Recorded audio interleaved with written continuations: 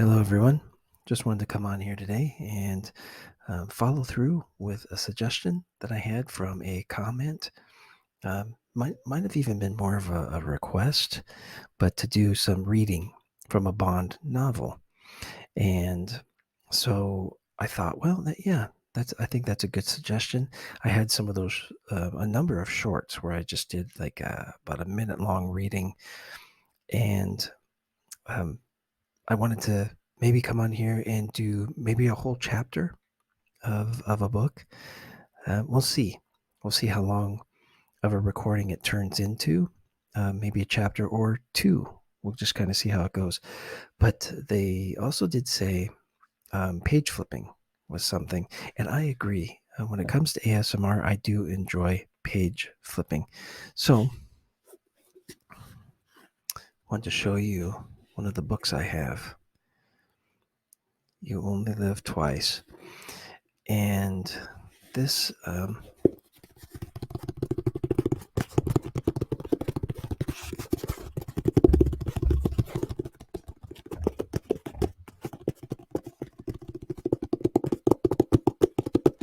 not sure how the sounds are gonna not sure how the sounds are gonna come across, but do some page flipping. Let's see how this sounds.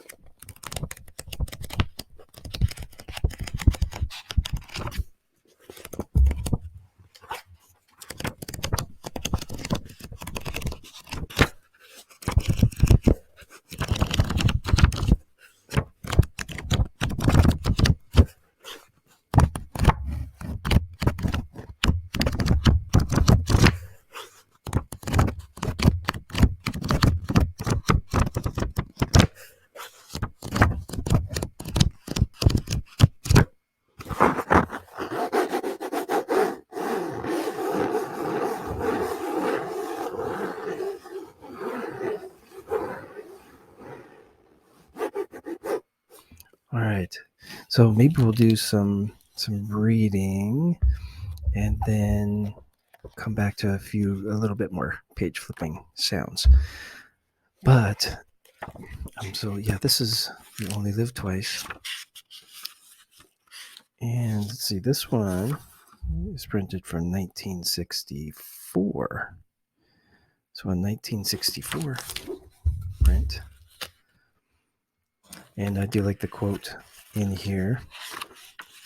You only live twice, once when you are born and once when you look death in the face.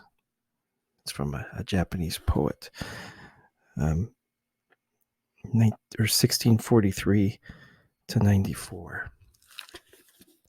But I have some other Bond books here. You may recognize this one.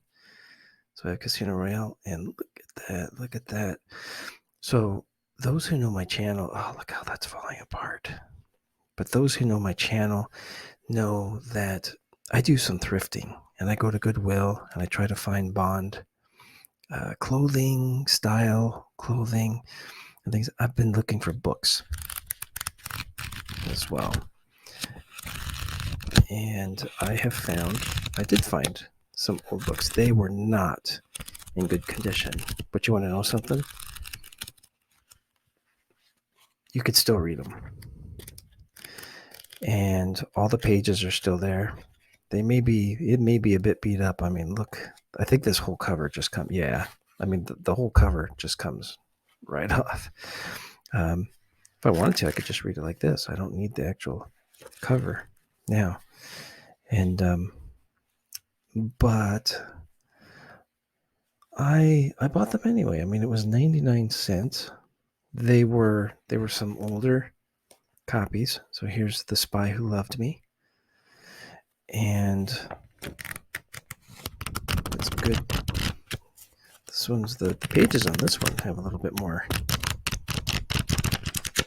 more crisp, not as worn out. But again, the cover, it all the covers and everything, they were not in good shape. But I saw them sitting there, and I'm just like, you know what? For 99 cents, that I'm gonna get them.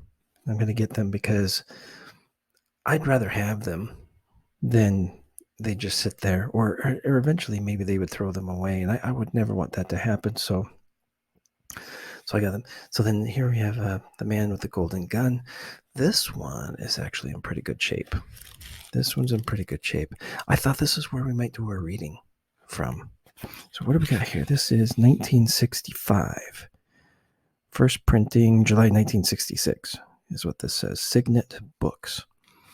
So let's, should we do a little reading? Let's see where, I don't know, maybe 10 to 12 minutes of video takes us, and then see if we can get back to any page turning. All right, chapter 1 of Ian Fleming's The Man with the Golden Gun. Can I help you? The Secret Service holds much that is kept secret, even from very senior officers in the organization. Only M and his chief of staff know absolutely everything there is to know. The latter is responsible for keeping the top secret record known as the War Book, so that in the event of the death of both of them, the whole story, apart from what is available to individual sections and stations, would be available to their successors. One thing that James Bond, for instance, didn't know was the machinery at headquarters was dealing with the public, whether friendly or otherwise. Drunks, lunatics, bona fide applications to join the service, and enemy agents with plans for penetration or even assassination. On that cold, clear morning in November, he was to see the careful cogwheels in motion. The girl at the switchboard at the Ministry of Defense flicked the switch to hold and said to her neighbor, "It's another nut who says he's James Bond, even knows his code number, says he wants to speak to M personally." The senior girl shrugged. The switchboard had had quite a few such calls since a year before James Bond's death on a mission to Japan had been announced to the press. There had even been one pestiferous woman who at every full moon passed on messages from Bond on Uranus, where it seemed he had got stuck while awaiting entry into heaven. She said, "Put him through to liaison, Pat." The liaison section was the first cog in the machine, the first sieve. The operator got back on the line. "Just a moment, sir. I'll put you on to an officer who may be able to help you." James Bond, sitting on the edge of his bed, said, "Thank you." He had expected some delay before he could establish his identity. He had been warned to expect it by the charming Colonel Boris, who had been in charge of him for the past few months after he had finished his treatment in the luxurious institute on the Nevsky Prospect in Leningrad. A man's voice came on the line. "Captain Walker speaking. Can I help you?" James Bond spoke slowly and clearly. "This is Commander James Bond speaking. Number 007. Would you put me through to M or his secretary, Miss Moneypenny? I want to make an appointment." Captain Walker pressed two buttons on the side of his telephone. One of them switched on a tape recorder for the use of his department. The other alerted one of the duty officers in the action room of the special branch at Scotland Yard that he should listen to the conversation, trace the call, and at once put a tail on the caller. It was now up to Captain Walker, who was in fact an extremely bright ex-prisoner of war interrogator from military intelligence, to keep the subject talking for as near 5 minutes as possible. He said, "I'm afraid I don't know either of those two people. Are you sure you've got the right number?" James Bond patiently repeated the Regent number, which was the main outside line for the Secret Service. Together with so much else, he had forgotten it, but Colonel Boris had known it and had made him write it down among the small print on the front page of his forged British passport that said his name was Frank Westmacott, company director. "Yes," said Captain Walker sympathetically, "you seem to have got that part of it right, but I'm afraid I can't place these people you want to talk to. Who exactly are they? This Mr. M, for instance. I don't think we've gotten anyone of that name at the ministry. Do you want me to spell it out? You realize this is an open line." Captain Walker was rather impressed by the confidence in the speaker's voice. He pressed another button, and so that Bond would hear it, a telephone bell rang. He said, "Hang on a moment, would you? There's someone on my other line." Captain Walker got on to the head of his section. Sorry, sir, I've got a chap on who says he's James Bond and wants to talk to M. I know it sounds crazy, and I've gone through the usual motions with the special branch and so on, but would you mind listening for a minute? Thank you, sir. 2 rooms away, a harassed man who was the chief secretary officer for the Secret Service said, "Blast," and pressed a switch. A microphone on his desk came to life. The chief security officer sat very still. He badly needed a cigarette. But his room was now live to Captain Walker and to the lunatic who called himself James Bond. Captain Walker's voice came over at full strength. I'm so sorry. Now then, this man, Mr. M, you want to talk to, I'm sure we needn't worry about security. Could you be more specific? James Bond frowned. He didn't know that he had frowned, and he wouldn't have been able to explain why he had done so. He said, and lowered his voice again, inexplicably, Admiral Sir Miles Messervy. He is head of a department in your ministry. The number of his room used to be 12 on the 8th floor. He used to have a secretary called Miss Moneypenny. Good-looking girl. Brunette. Shall I give you the chief of staff's name? No? Well, let's see. It's Wednesday. Shall I tell you what'll be the main dish on the menu in the canteen? It shouldn't be steak and kidney pudding. Or it should be steak and kidney pudding. The chief security officer picked up the direct telephone to Captain Walker.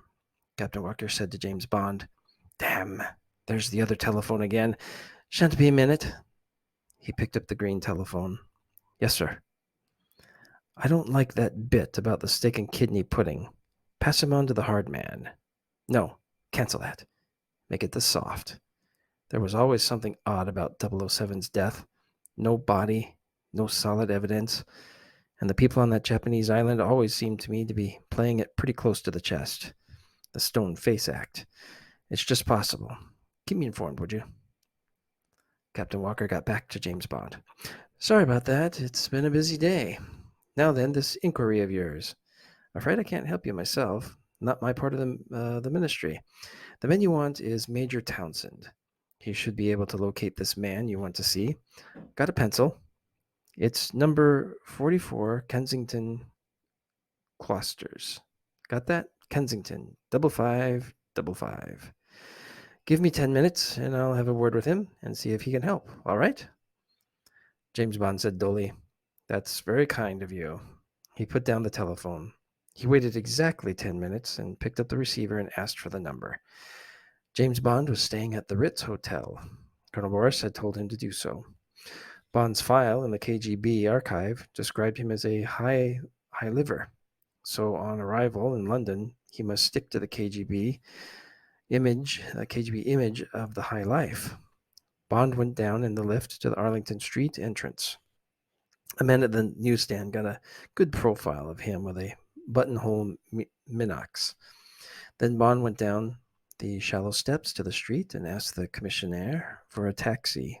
A Canonflex with a telescopic lens clicked away busily from a Red Roses laundry van at the neighboring goods entrance, and in due course the same van followed Bond's taxi, while a man inside the van reported briefly to the action room of the special branch. Number 44 Kensington Closters was a dull Victorian mansion in grimy red brick. It had been chosen for its purpose because it had once been the headquarters of the Empire League for Noise Abatement, and its entrance still bore the brass plate of this long-defunct organization, the empty shell of which had been purchased by the Secret Service through the Commonwealth Relations Office. It also had a spacious, old-fashioned basement, re-equipped as detention cells, and a rear exit into a quiet mews. The Red Roses laundry van watched the front door shut behind James Bond and then moved off at a sedate speed to its garage not far from Scotland Yard, while the process of developing the Canonflex film went on in its interior. Appointment with Major Townsend, said Bond. Yes, he's expecting you, sir. Shall I take your raincoat? The powerful-looking doorman put the coat on a coat hanger and hung it up on one of a row of hooks behind the door.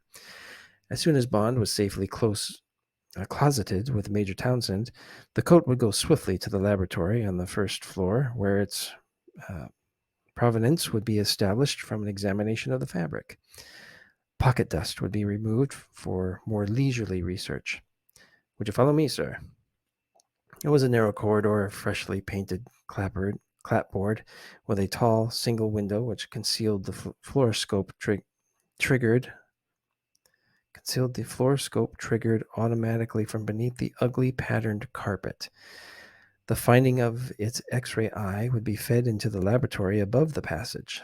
The passage ended in two facing doors marked A and B. The doorman knocked on room B and stood aside for Bond to enter. It was a pleasant, very lit room, close carpeted in dove gray Wilton. The military prints on the cream walls were expensively framed. A small, bright fire burned under an Adam mantelpiece, which bore a number of silver trophies and two photographs in leather frames, one of a nice-looking woman and the other of three nice-looking children. There was a central table with a bowl of flowers and two comfortable club chairs on either side of the fire. No desk or filing cabinets, nothing official looking. A tall man, as pleasant as the room, got up from the far chair, dropped the Times on the carpet beside it, and came forward with a welcoming smile. He held out a firm, dry hand. This was the soft man. Come in. Take a pew. Cigarette? Not the ones I seem to remember you favor, just the good old senior service. Major Townsend had carefully prepared the loaded remark, a reference to Bond's liking for the Moreland specials with the 3 gold rings. He noted Bond's apparent lack of comprehension. Bond took a cigarette and accepted a light. They sat down facing one another. Major Townsend crossed his legs comfortably. Bond sat up straight. Major Townsend said, "Well now, how can I help you?" Across the corridor in room A cold office of Works Cube, equipped only with a hissing gas fire, an ugly desk under a naked neon light, and 2 wooden chairs, Bond's reception by the hard man, an ex-police superintendent, ex because of a brutality case in Glasgow for which he had taken the rap, would have been very different. There, the man who went under the name of Mr. Robson would have given him the full intimidation treatment, harsh, bullying interrogation, threats of imprisonment for false representation, and God knows what else. And perhaps he had shown signs of hostility or developing a nuisance value, a little judicious roughing up in the basement. Such was the ultimate sieve, which sorted out the wheat from the chaff from among those members of the public who desired access to the Secret Service. There were other people in the building who dealt with the letters, those written in pencil or in multicolor inks, and those enclosing a photograph remaining unanswered. Those which threatened or were litigious were referred to the special branch. The solid, serious ones were passed with a comment from the best graphologist in the business to the liaison section at headquarters for further action. Parcels went automatically and fast to the bomb disposal squad at Knightsbridge Barracks. The eye of the needle was narrow. On the whole, it discriminated appropriately. It was an expensive setup, but it is the first duty of a Secret Service to remain not only secret, but secure. There was no reason why James Bond, who had always been on the operative side of the business, should know anything about the entrails of the service any more than he should have understood the mysteries of the plumbing or electricity supply of his flat in Chelsea, or the working of his own kidneys. Colonel Boris, however, had known the whole routine. The Secret Service of all the great powers know the public face of their opponents, and Colonel Boris had very accurately described the treatment that James Bond must expect before he was cleared and was allowed access to the office of his former chief. So now James Bond paused before he replied to Major Townsend's question about how he could be of help. He looked at the soft man and then into the fire. He added up the accuracy of the description he had given of Major Townsend's appearance, and before he said what he had been told to say, he gave Colonel Boris 90 out of 100. The big friendly face, the wide apart pale brown eyes, bracketed by the wrinkles of a million smiles, the military mustache, the rimless monocle dangling from a thin black cord, the brushed back, thinning, sandy hair, the immaculate double-breasted blue suit, stiff white collar, and brigade tie. It was all there. But what Colonel Boris hadn't said was that the friendly eyes were as cold and steady as gun barrels, and that the lips were thin and scholarly. James Bond said patiently, "It's really quite simple. I'm who I say I am. I'm doing what I naturally would do, and that's report back to M." "Quite. But you must realize," a sympathetic smile, "that you've been out of contact for nearly a year. You've been officially posted as missing, believed killed. Your obituary has even appeared in the Times. Have you any evidence of identity? I admit that you look very much like your photographs, but you must see that we have to be very sure before we pass you on up the ladder." "A Miss Mary Goodnight was my secretary. She'd recognize me all right. So would dozens of other people at HQ. Miss Goodnight's been posted abroad. Can you give me a brief description of HQ? Just the main geography." Bond did so. "Right. Now, who was a Miss Maria Freudenstadt?" "Was? Yes, she's dead." "Thought she wouldn't last long. She was a double working for KGB. Section 100 controlled her. I wouldn't get any thanks for telling you any more." Major Townsend had been primed with this very secret top question. He had even given the answer more or less as Bond had put it. This was the clincher. This had to be James Bond. "Well, we're getting on fine. Now, it only remains to find out where you've come from and where you've been all these months, and I won't keep you any longer. Sorry, I can only tell that to M personally." "I see." Major Townsend put on a delightful expression. "Well, just let me make a telephone call or two, and I'll see what can be done." He got to his feet. "Seen today's Times?" He picked it up and handed it to Bond. It had been specially treated to give good prints. Bond took it. "Shan't be long." Major Townsend shut the door behind him and went across the passage and through the door marked A, where he knew that Mr. Robson would be alone. "Sorry to bother you, Fred. Can I use your scrambler?" The chunky man behind the desk granted through the stem of his pipe and remained bent over the midday Evening Standard Racing News. Major Townsend picked up the green receiver and was put through to the laboratory. "Major Townsend speaking. Any comment?" He listened carefully, said thank you, and got through to the chief secretary officer at headquarters. "Well, sir, I think it must be 007. Bit thinner than his photographs. I'll be giving you his prints as soon as he's gone. Wearing his usual rig, dark blue single-breasted suit, white shirt, thin black knitted silk tie, black casuals, but they all look brand new. Raincoat bought yesterday from Burberry's. Got the Freudenstadt question right, but says he wouldn't say anything about himself except to M. Personally. But whoever he is, I don't like it much. He fluffed on his special cigarettes. He's got an odd sort of glazed, sort of far-away look, and the scope shows that he's carrying a gun in his right-hand coat pocket. Curious sort of contraption. Doesn't seem to have got a butt to it. I'd say he's a sick man. I wouldn't personally recommend that M should see him, but I wouldn't know how we're going to get him to talk unless he does." He paused. "Very good, sir. I'll stay by the telephone. I'm on Mr. Robson's extension." There was silence in the room. The two men didn't get on well together. Major Townsend gazed into the gas fire, wondering about the man next door. The telephone burred. "Yes, sir." "Very good, sir.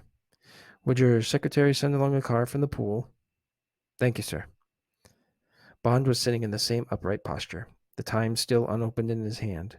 Major Townsend said cheerfully, "Well, that's fixed. Message from M. That he's tremendously relieved you're all right, and he'll be free in about half an hour. Car should be here in 10 minutes or so. And the chief of staff says he hopes you'll be free for lunch afterwards." James Bond smiled for the first time. It was a thin smile, which didn't light up his eyes. He said, "That's very kind of him. Would you tell him I'm afraid I shan't be free?" All right. So that was chapter 1. Chapter 1. And oh my goodness, that took forever.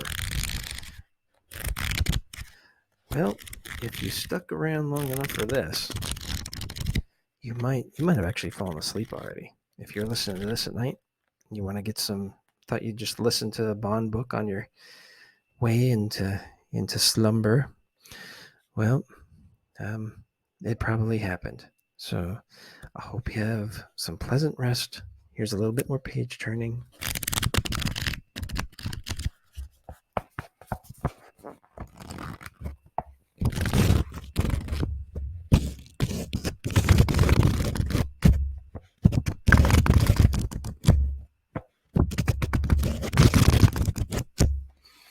Should we go back to the other one? This one's got great sound. I like this book.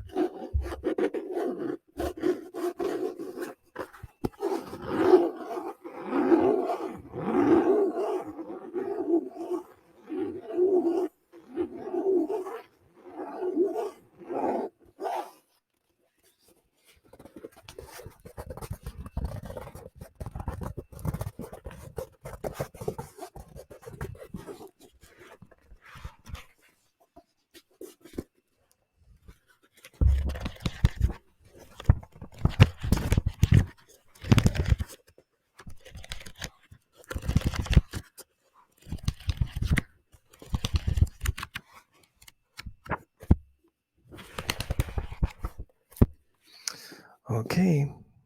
Well, I hope you enjoyed the video. It definitely went longer than I expected. And I'll apologize now for any mispronounced words. Well, I hope everyone takes care, and we'll see you in the next video. All right, bye.